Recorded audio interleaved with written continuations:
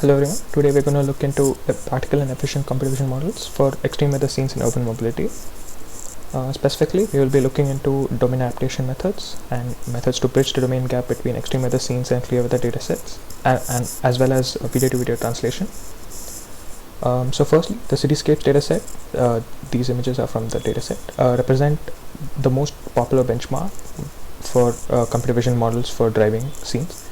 Whereas the dataset below is the Indian driving dataset, which is a much harder dataset due to its distinct classes and features that make it a harder dataset to train on.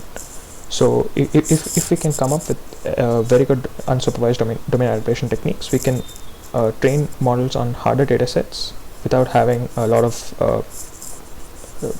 ground truth associated.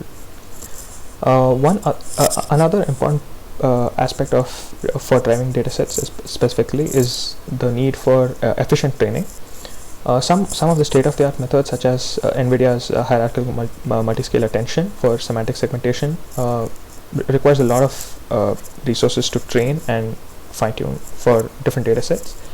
And although it is touted to be 4 times faster than the previous benchmark, this is still a very complex method with a lot of with hierarchical multi-scale attention.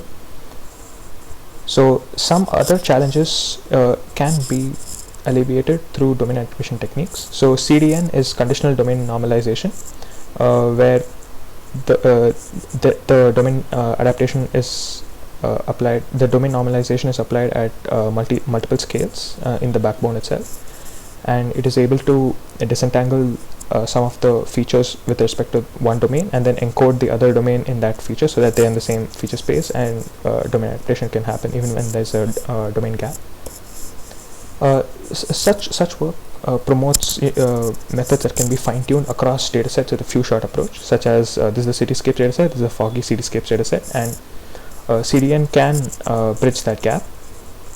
So one important feature to look into is the clear weather dataset bias, where most of the benchmarking datasets are captured in daylight scenes.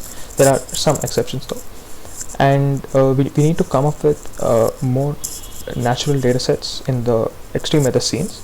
So one way to tackle this domain gap is to translate from the extreme weather scene to a scene which we already have trained our models for, such as night to day translation. So a recent work from ECV 2020, ForkGAN, tackles this problem by using a fork translation architecture with domain invariant encoding, as well as with domain invariant encoding for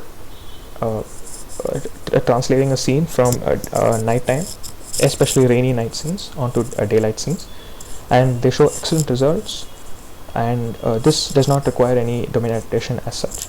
So in addition to that, there are some datasets such as the foggy cityscapes and the rainy cityscapes, which have very realistic synthetic noise maps applied onto the cityscapes images, so that we obtain a different domain from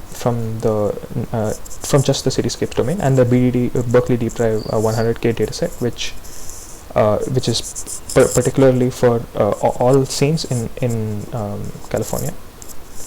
So the depth attention features for single image rain removal is a very important paper that talks about how we can apply a depth completed noise map for rain and snow across images, and they are also the creators of the rainy cityscapes dataset. And they also propose the method where images can be derained with depth guided attention, and it works surprisingly well with their method.